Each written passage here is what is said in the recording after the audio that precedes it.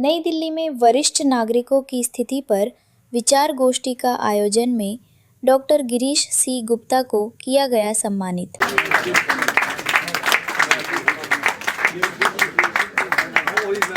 दीनदयाल उपाध्याय मार्ग स्थित मालवीय स्मृति भवन में वरिष्ठ नागरिक आवाज पत्रिका परिवार द्वारा एक भव्य विचार गोष्ठी एवं सम्मान समारोह का आयोजन किया गया।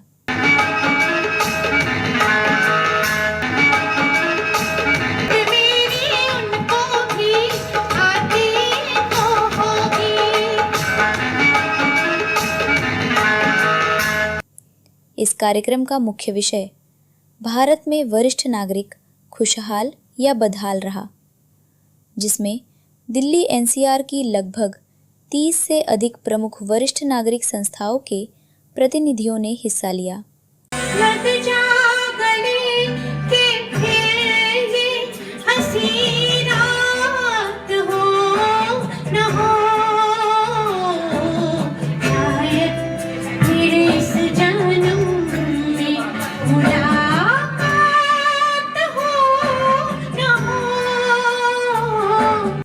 कार्यक्रम की अध्यक्षता माननीय हरिशंकर सिंह, अध्यक्ष महामना मालवीय मिशन ने की।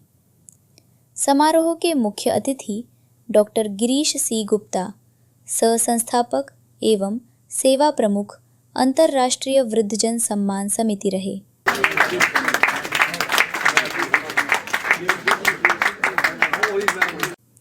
विशिष्ट अतिथियों में निम्नलिखित गणमान्य व्यक्ति शामिल थे: माननीय M.K. रैना, अध्यक्ष अखिल भारतीय वरिष्ठ नागरिक महासंघ, डॉक्टर समीर सूद, संस्थापक निदेशक शार्प साइट आई हॉस्पिटल्स, डॉक्टर आभा चौधरी, चेयरपर्सन, अनुग्रह, डॉक्टर गिरीश सी गुप्ता का 60 वर्षों की सेवा हेतु सम्मान समारोह के दौरान डॉक्टर गिरीश सी गुप्ता को उनके द्वारा समाज और वरिष्ठ नागरिकों के लिए किए गए 60 वर्षों के अतुल्य सेवा कार्य के लिए विशेष रूप से सम्मानित किया गया। आज का जो विषय श्री सरदारी लाल जी ने लिखा है, इसके ऊपर आज गोष्ठी होनी है। क्या वरिष्ठ जन खुशहाल है या बदहाल है? दोनों ही सही है। एक गिलास के अंदर पानी भरा हुआ है, आधा पानी क्या आधा खाली है या आधा भरा हुआ, वो दृष्टि है। लेकिन एक हैप्पीनेस का भी इंडेक्स बना हुआ है। बहुत से देश के कंट्रीज हैं जहाँ पर हैप्पीनेस का एक इंडेक्स है। स्विट्जरलैंड, डेनमार्क, नॉर्वे और बहुत से देश, भूटान, ये सब ऐसे कंट्रीज हैं जो कि इनका इंडेक्स के अंदर, हैप्पीनेस के अंदर बहुत ऊंचा स्थान। लेकिन आज यदि हम देखें कि एक काल था, सतयुग था या त्रेता युग था, राम जी का काल था, कि वहाँ पर बताया जाता था कि 3 जो ताप हैं, आदि दैविक, आदि भौतिक या आध्यात्मिक, जो इन तापों से मुक्त है उसको हम खुशहाल मानते थे। उस काल में ये तीनों ताप उनको नहीं सताते थे, लेकिन आज तो ये संभव नहीं है। पहले एक कहानी थी कि कपड़ा, मकान और जो रोटी, कपड़ा, मकान, यही एक परिभाषा थी कि अगर ये आपके पास सुलभ है तो आप खुश हैं।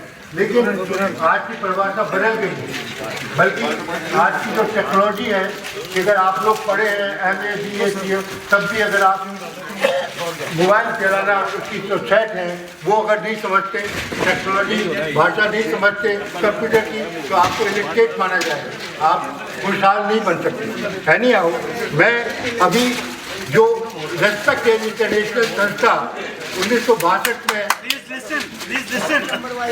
जहाँ पर उनके वरिष्ठ नागरिकों को पता लगाया गया और उनको सम्मानित किया, तब से ये सिलसिला चल रहा है। इसी प्रकार देश के अंदर, दिल्ली के अंदर हमने एक बहुत बड़ा कार्यक्रम किया था 1976 में।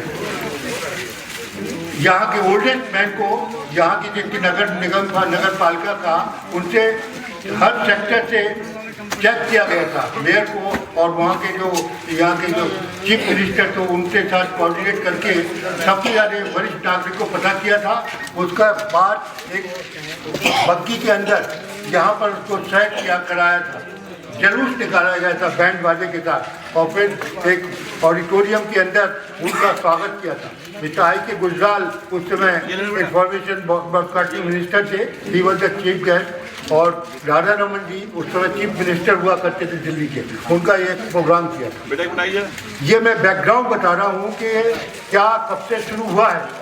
77 में उसमें इन्वाइट किया गया था कि आप इंडिया में अगर 79 में कॉन्फ्रेंस करना चाहते हैं तो आप न्यूजीलैंड में आइए और फिर बिड कीजिए, क्योंकि ऑस्ट्रेलिया, हांगकॉन्ग, बहुत से कंट्री चाहते हैं कि नेक्स्ट वर्ल्ड कॉन्फ्रेंस उनके कंट्री में हो। तो 77 में I visited New Zealand, then I bid कि आज बुलाएगा पार्लियामेंट के एनेक्सी के अंदर ये कॉन्फ्रेंस हुआ। Information broadcasting minister, education minister, social welfare minister, बहुत सारे मिनिस्टर्स ने उसने पार्टिसिपेट किया। उन्हें शाल ओढ़ाकर, पुष्पगुच्छ और स्मृति चिन्ह भेंट कर उनका अभिनंदन किया गया।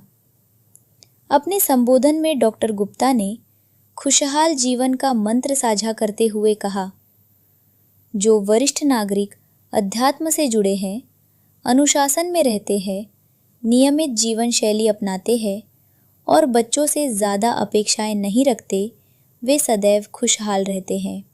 American association of retired person, ये अमेरिका की सबसे बड़ी ऑर्गेनाइजेशन है और उनका ये कहना है कि डिस्ट्रिक्ट लेवल से स्टेट लेवल और पूरे यूनाइटेड नेशन के पूरे सब कुछ उसमें इंक्लूडेड है।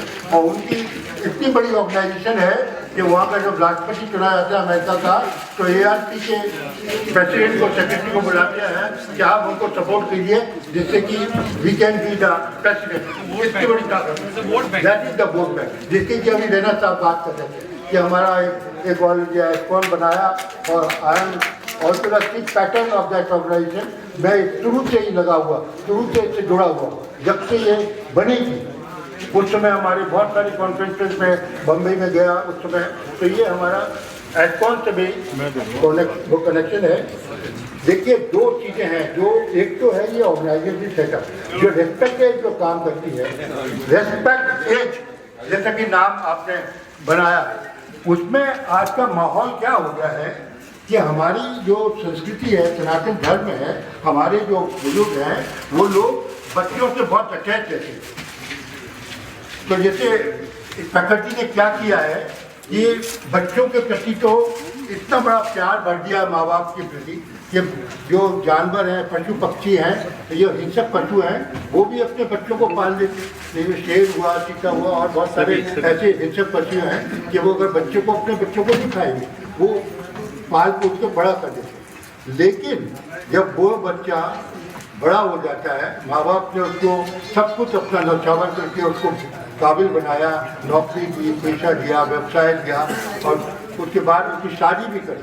तब शादी के बाद जब उसके बच्चे हो गए, उसका परिवार बन गया, वहीं से परिवर्तन शुरू हो गया। तो घर के अंदर जो बहू आई, उसने कहा सास ससुर की हम सेवा क्यों करें, अलग चले जाइए। पति से कहती है कि अलग रहो, यहाँ रहेंगे तो बंधन होगा। यहाँ से जो संस्कृति है, सनातन धर्म है, यहीं से शुरू होता है। वो कहते हैं कि बुजुर्गों की, बुढ़ों की जो रेस्पेक्ट की बात है, सम्मान की बात है, देखने की बात है, ये पशु पक्षियों में नहीं है, ये केवल मानव संस्कृति में ही है। और उसको हमको, अगर वो संस्कृति अगर हमारे में नहीं है तो हम में और पक्षियों में कोई फर्क नहीं।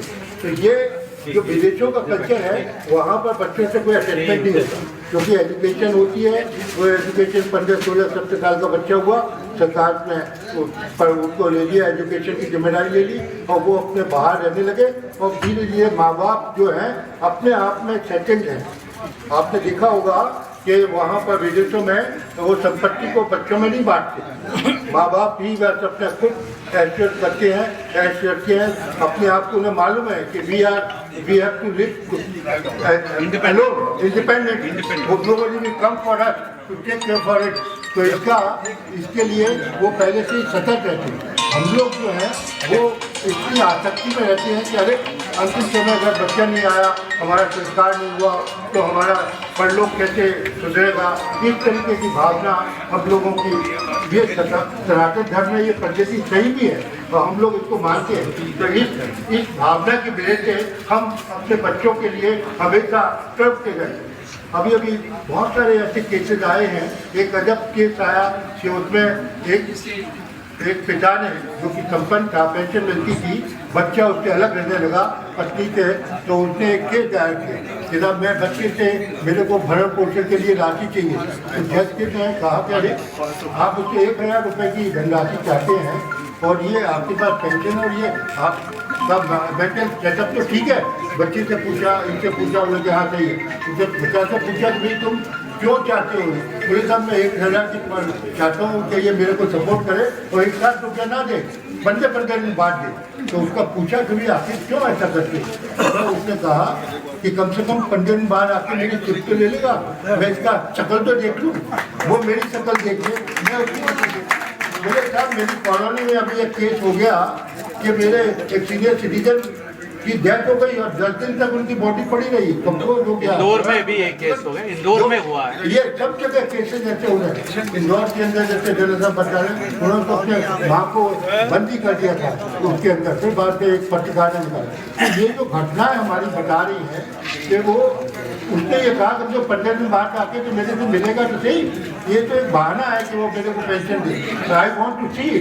तब उसको रियलाइज हुआ कि कितनी खतरनाक स्थिति है। तो हमारा जो है, हमने एक वसुंधरा रत्न अवार्ड शुरू किया हुआ, 1,01,000 रुपये का ये अवार्ड है और जो हम पिछले सन 2012 से दे रहे हैं। जो बड़े बड़े संत हैं, कथाकार हैं, उनको जाकर उनसे कहते हैं कि साहब ये पुरस्कार लीजिए। और हमारा एक अनुरोध है कि आप जो भी कथा करें, जो भी प्रवचन दें, उसमें सबसे पहले प्रायोरिटी होना चाहिए कि माँ बाप की जो सेवा है, जो हमारे धर्म बताते हैं, सनातन संस्कृति है, कितना उसका महत्व है। केवल बच्चों के लिए केवल इतना ही नहीं है कि जब उनकी सेवा करते हैं और माँ बाप जब उनको आशीर्वाद देते हैं तो उनका जीवन सुखी होता है।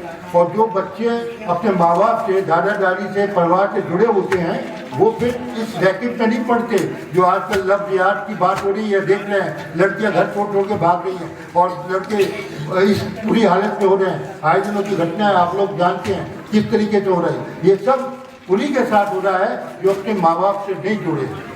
तो इसलिए हमारा जो प्रयास है, स्कूल एंड कॉलेज के अंदर हमारे प्रवचन होते हैं, वहाँ जाके आज लाखों बच्चों को हमने शपथ दिलवाई है कि भाई जब आप बड़े हो जाएंगे, शादी होगी, तो उसके बाद ऐसा नहीं करेंगे।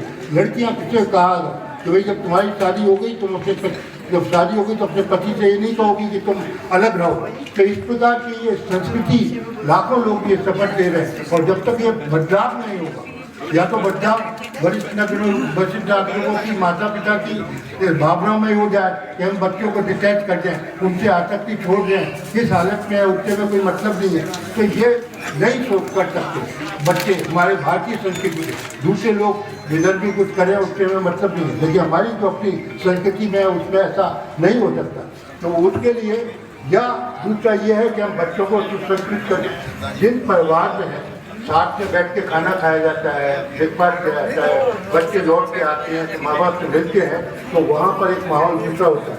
और शुरू से हमको बच्चों में ये संस्कार देने होते हैं। जिन परिवारों ने ये संस्कार दिए वो सुखी हैं, उनके बच्चे भी सुखी हैं। तो हम लोगों को आज के इस पड़ाव में, जबकि हम लोग इस स्थिति में आ गए हैं और हम अपने आप को भविष्य को देखते हैं, हमारा ज़माना हम देखते हैं कि हम उस पड़ाव पे हैं कि हम अपना शरीर छोड़ के जाएंगे और हम किस योनि में जाएंगे। हमारे संस्कार हमारे को दूसरी योनि प्रभावित करेंगे। जिस तरीके की हमारी प्रवृत्तियाँ हैं उसी के तरीके से हमारा अगला जन्म होगा। तो आज हम अपने संस्कारों को सुधारें, अपने आचरणों को सुधारें और बच्चे जो हमारे को ठीक से नहीं देख सुनते, हमारे आचरणों को देख के वो उसके हिसाब से अपना जीवन बनाते हैं। तो इस तरीके से जब हम अपने आचरणों को अच्छा बनाएंगे, हम अपने आप को हेल्दी रखेंगे, हम अपनी हैबिट को ऐसे बताएंगे जिससे कि हम स्वस्थ रहें, निरोगी रहें, यही हमारी एक खुशहाली का कारण है। और ये इसी से हम अपने आप को चेंज करके समाज को चेंज कर सकते हैं, अपने बच्चों को संस्कृत कर सकते हैं।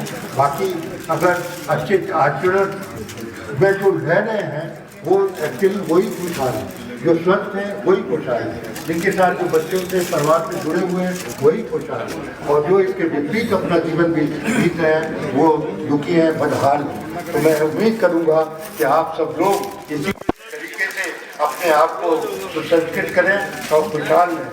कुछ में थोड़े से कम नहीं होता दीदार अपने का वक्त निकाल लेना ही लीजिए उनके लिए, यही एक हमारा कर्तव्य।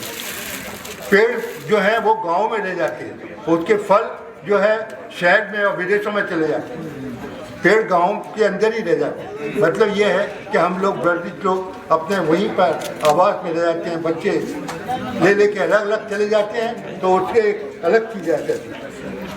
बचपन चुरा लेना, सूरत लम्हे उम्र के जिम्मेदारियां फुर्सत नहीं देंगी, जिंदा दिली रहिए, रखिए चेहरे पर उदासी कैसी, हल पल का मजा लीजिए, उम्र की ऐसी तैसी।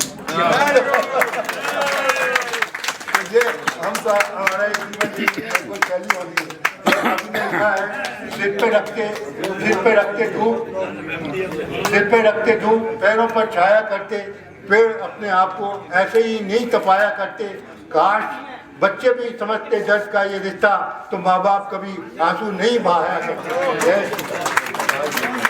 प्रमुख संस्थाओं की सहभागिता इस विचार गोष्ठी में दिल्ली के कोने कोने से आए संगठनों ने हिस्सा लिया, जिनमें मुख्य रूप से council of senior citizen east Delhi, senior citizen welfare association Mayur Vihar, Dilshad garden, Shalimar Bagh, Mayur Vihar, face thin, DV pensioners association Delhi, Indraprastha senior citizen संगठन, सीनियर सिटीजन फोरम, गुलमोहर पार्क, कालकाजी, मोती नगर, सरिता विहार। सांस्कृतिक एवं समापन सत्र कार्यक्रम का सफल संचालन श्री सरदारी लाल गुप्ता, संपादक, वरिष्ठ नागरिक आवास द्वारा किया गया। गोष्ठी में संगीत सुरभि द्वारा प्रेरक संगीत प्रस्तुति दी गई, जिसने वातावरण को नई ऊर्जा से भर दिया। कार्यक्रम के अंत में उपस्थित सभी प्रतिनिधियों के लिए सहभोज का आयोजन किया गया।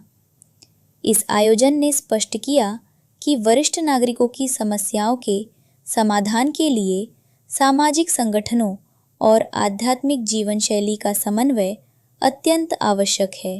रूप तेरा मस्ताना, प्यार मेरा दीवाना, भूल कोई हमसे ना हो जाए।